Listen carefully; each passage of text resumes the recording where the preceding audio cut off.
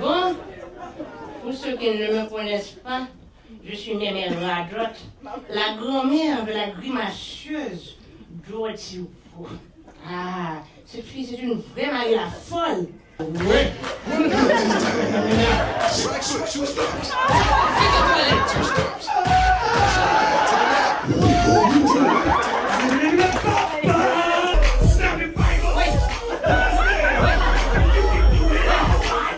J'ai dit non, je dois aller voir M. Magnus Poirier pour aller lui dire quel est son problème.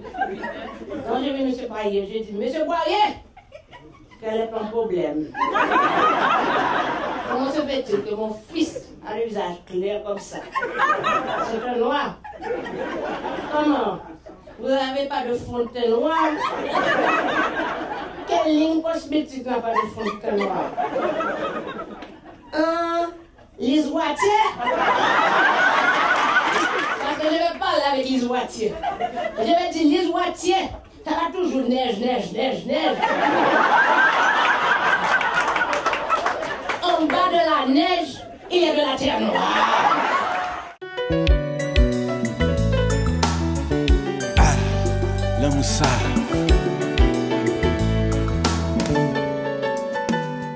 Bonjour chers téléspectateurs, bienvenue à une nouvelle émission d'Inspiration. Aujourd'hui, nous sommes en direct du restaurant traiteur Saveur Soleil et nous avons l'honneur d'avoir avec nous l'humoriste québécoise d'origine haïtienne, Dorothy Rowe. On va enchaîner. Dis-moi, tu es une humoriste et puis tu es une femme noire, ok? Tout le monde le voit. Moi, j'aimerais savoir quand est-ce que tu as découvert que tu avais un talent d'humoriste et comment tu l'as su? Quand est-ce que j'ai découvert que j'étais noire? Alors, non, écoute, moi, le talent d'humoriste, je pense qu'on a tous un talent. Moi, j'adore rigoler, j'ai toujours ri depuis très, très jeune. Je me faisais réprimander parce que je riais trop souvent. Et surtout, comme tu l'as mentionné, je suis d'origine haïtienne. Donc, chez les femmes haïtiennes, nous devons être bien mises. Hein? On doit rire pas trop fort, les jambes toujours fermées, croisées. Alors, j'ai été élevée de cette manière. Mais malheureusement, j'étais une enfant rebelle, ça paraît. Et donc, moi, j'ai toujours aimé rigoler. Et c'est une bonne amie à moi pendant des années qui me disait « Dorothy, tu devrais faire de l'humour. » Mais moi, je ne me voyais pas sur scène. Comment une fille comme moi serait sur scène en train de me ridiculiser? Mais tu avais quel âge à ce moment-là quand tu as découvert que tu avais ce talent-là d'humoriste? Quand est-ce que j'avais ce talent-là? Je pense que c'est arrivé lors de ma puberté. C'est pas vrai? Non, j'ai eu ça à 37 ans. C'est là que j'ai pris la décision de me lancer dans l'humour. Et puis, donc, depuis l'âge de 27 ans, qu'on me disait que je devais le faire, mais c'est à 37 ans que j'ai fait le saut et je ne regrette pas.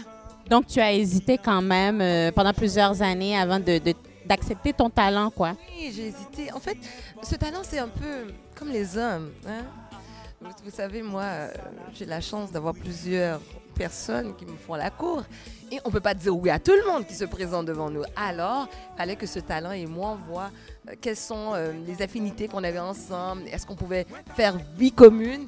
Et c'est ce qui est arrivé. Donc, à 37 ans, j'ai dit oui. Et pour le meilleur et pour le pire. Et puis, c'est ça. Alors, bientôt, je serai aux Antilles, en Guadeloupe, Martinique, Afrique. J'étais au Sénégal l'année passée, donc je compte bien, après que vous ayez trouvé le remède pour l'Ebola, là, hein, je viendrai vous voir. Avant ça, je reste chez moi. Très bien, Dorothy, merci. Dis-moi, puis... OK, comme on a dit tantôt, tu viens d'une famille haïtienne. Je viens d'une famille haïtienne et je le sais, on le sait que les familles haïtiennes sont très traditionnelles en ce qui a trait au choix de carrière. Qu'est-ce que ta famille t'a dit quand tu leur as annoncé que tu voulais devenir humoriste?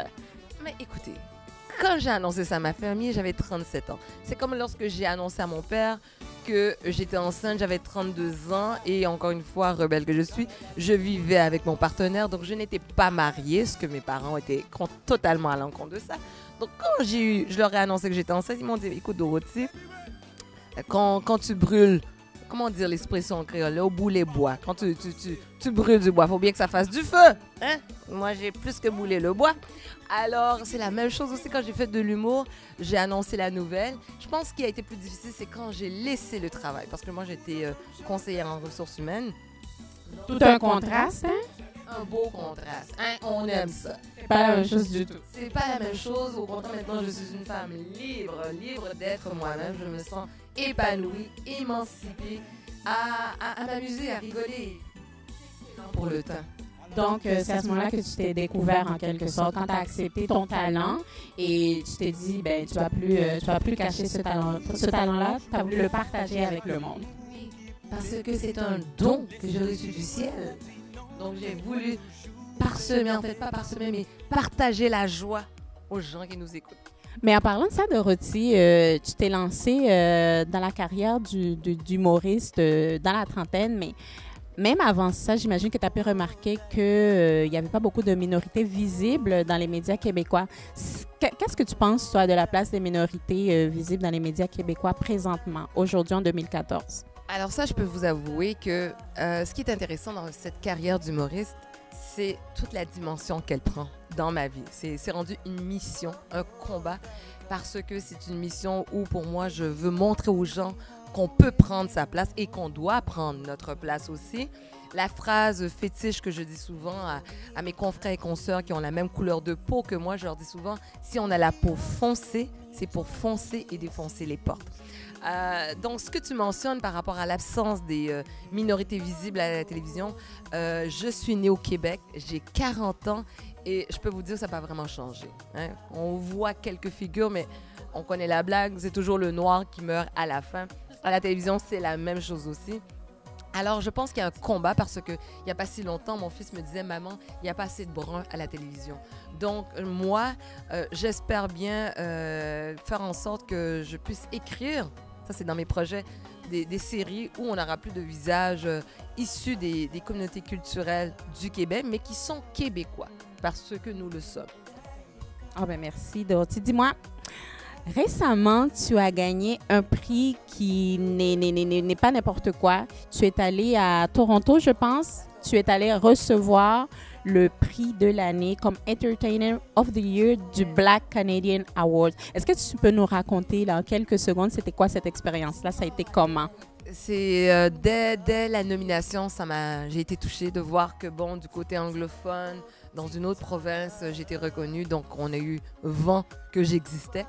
Alors, je ne sais pas qui a soumis ma candidature, mais bref, j'ai été très heureuse. Pour moi, je considérais que j'avais déjà gagné. Et aussi, j'ai été très honorée parce qu'on m'a demandé d'animer le Black Canadian Award. Donc, je suis allée. Et quelques jours, en fait, une journée la veille avant, j'ai joué au basketball, j'ai eu une entorse au genou.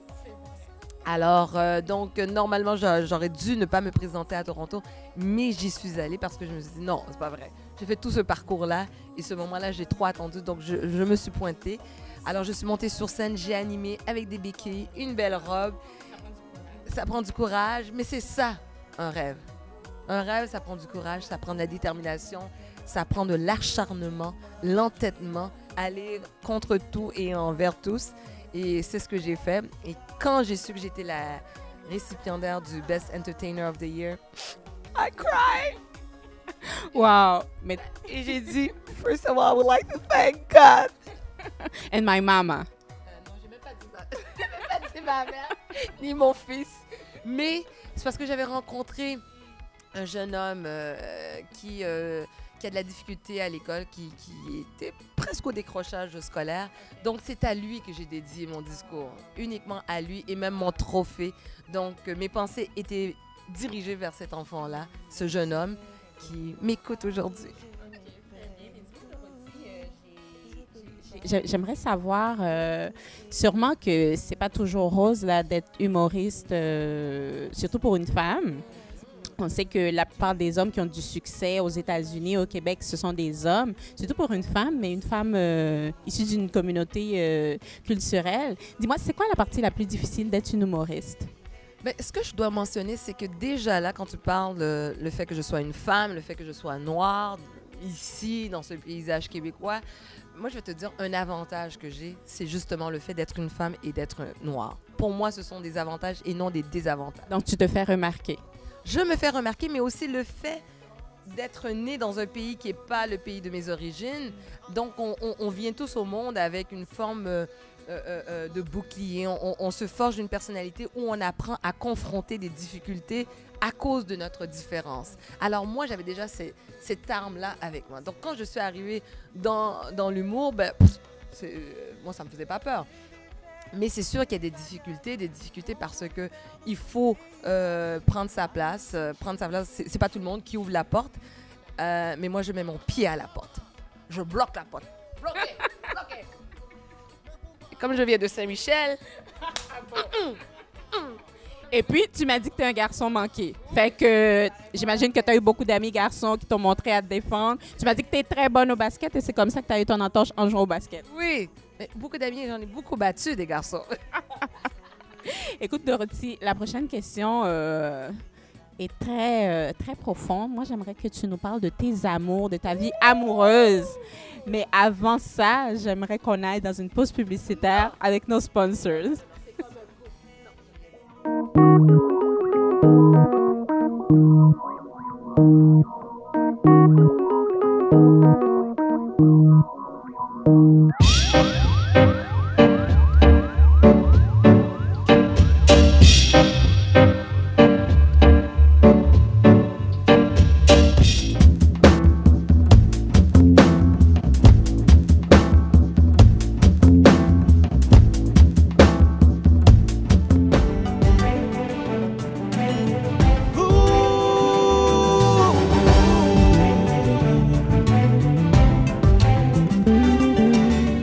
Dorothy, la prochaine question, c'est quelque chose de très profond. Là, on va aller plus en profondeur.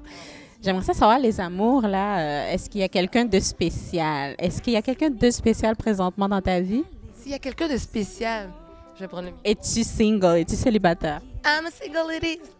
Oui, je suis célibataire et je suis à la recherche actuellement. Donc, vous pouvez envoyer vos CV au dorothyro.com.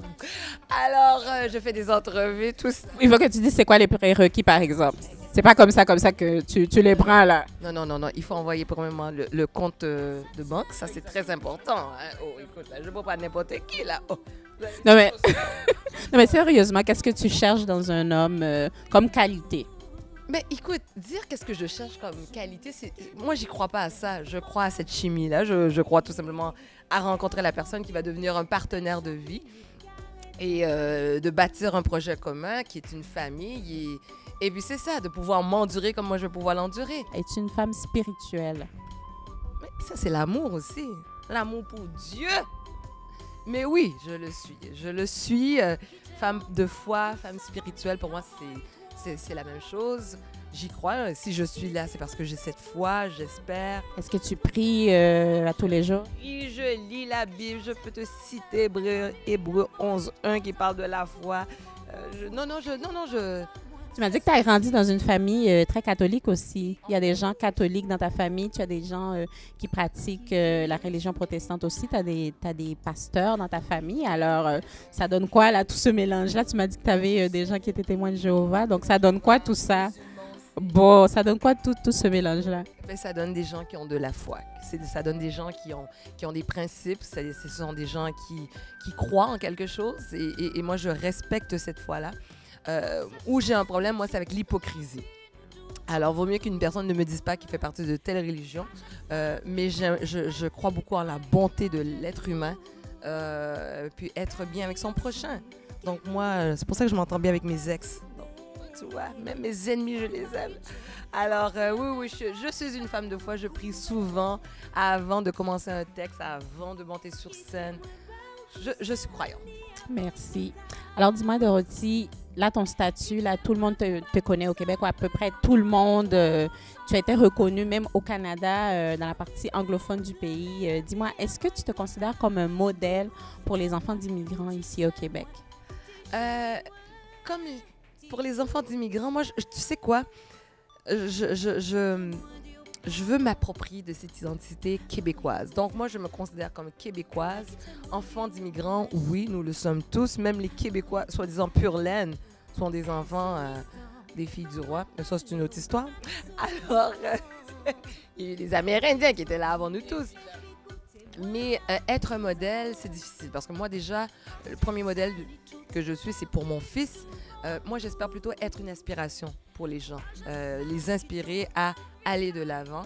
Et je crois que c'est mutuellement. Parce que c'est pas facile, même pour moi qui occupe cette visibilité, cette popularité actuellement. C'est pas facile. Donc, il y a des obstacles aussi à passer devant. Il y a des jours où ça me tente pas. Il y a des jours où, oui, j'aimerais ça retourner peut-être derrière un bureau. Mais non, c'est la foi, c'est cette persévérance. Et parce que j'ai un rêve, je suis ambitieuse, donc je reste là. Et je n'aime pas l'échec. Hein, Tu peux être ambitieuse quand même pour avoir une carrière comme ça. Il faut être ambitieuse, mais il faut aussi avoir l'étoffe. Parce ça prend beaucoup, tant physiquement que mentalement. Et ça, il faut être très fort pour ça. Et puis, et ma vie à Saint-Michel m'a préparée. Un des plus beaux quartiers à Montréal en passant. Plein de multiculturel, un quartier multiculturel. Là, Dorothy, je sais que tu as participé à plein de spectacles d'humour. Tu as participé à Juste pour rire. Récemment, tu m'as dit que cet été, tu étais avec François Massicotte. Et puis là, tu as un spectacle qui est un des spectacles qui t'a propulsé, si on peut dire, Mes mères adotent. C'est quoi tes projets à court et moyen terme? Qu'est-ce que tu veux faire là, ici au Québec, au Canada? Voudrais-tu voyager, aller travailler ailleurs aux États-Unis? Dis-moi, c'est quoi tes projets? Alors, actuellement, je suis je prépare mon troisième spectacle, pas mon troisième, mais la troisième édition du spectacle 100% pur cacao, qui aura lieu le 1er février 2015. Et donc, je suis en train de préparer ça. Donc, un concept tout à fait génial. Je ne vais pas le révéler encore parce que c'est très audacieux. Et j'ai été flattée parce que François Massicotte disait qu'il avait été inspiré par mon spectacle 100% pur cacao lorsqu'il était venu cette année. Et pour moi, être imité ou qu'on calque sur moi, je le prends comme un compliment. Et en même temps, ça me permet de me dépasser. Parce qu'on aime souvent rester dans sa zone de confort. Alors moi, je me dis, non, il faut que je me dépasse. Donc, troisième édition, un concept totalement renouvelé. Ça promet. Et oui, j'ai des projets d'écriture, des projets de voyager un peu partout. Je devrais partir pour le Sénégal cette année, au mois de décembre. Et, pour des spectacles d'humour? Pour un spectacle d'humour. Je dois participer, je fais un doublage d'une voix pour un documentaire. Donc, c'est une autre porte qui s'ouvre pour moi. Et puis bon, comme je disais tantôt, c'est sûr que écrire des téléséries, c'est un des projets et même aussi un livre que j'aimerais écrire. Wow, très bien, merci. Bon, mais on est à la fin. Pour terminer, j'aimerais savoir où est-ce qu'on peut te trouver, les gens qui veulent savoir davantage, te suivre, savoir ce que tu fais, tes spectacles. As-tu un site web? Es-tu sur les réseaux sociaux? Peux-tu juste nous les donner? Alors, les gens, vous tous qui nous regardez, vous pouvez me suivre sur Twitter, Dorothiro, RHAU. Sur Twitter, sur Instagram, même chose aussi. Site internet dorothiro.com. Sur Facebook, ça c'est une autre histoire. Alors, Marie-Do. Et sinon, vous pouvez aussi trouver Mes mères adotent et d'autres pages Facebook s'en viennent. Alors, restez à l'acte. Merci, chers téléspectateurs, pour tout le temps que vous nous avez accordé. N'oubliez pas de nous suivre sur les réseaux sociaux, Live Naturally Magazine. Nous sommes une web TV et quoi? Oh my God. Non, mais pourquoi Live Naturally? Pourquoi? Parce que, bref, suivez-nous sur les réseaux sociaux et n'oubliez pas notre prochain événement Beauté Inspiration, le Hair and Beauty Masterclass, le dimanche 15 novembre prochain. Suivez-nous. À bientôt.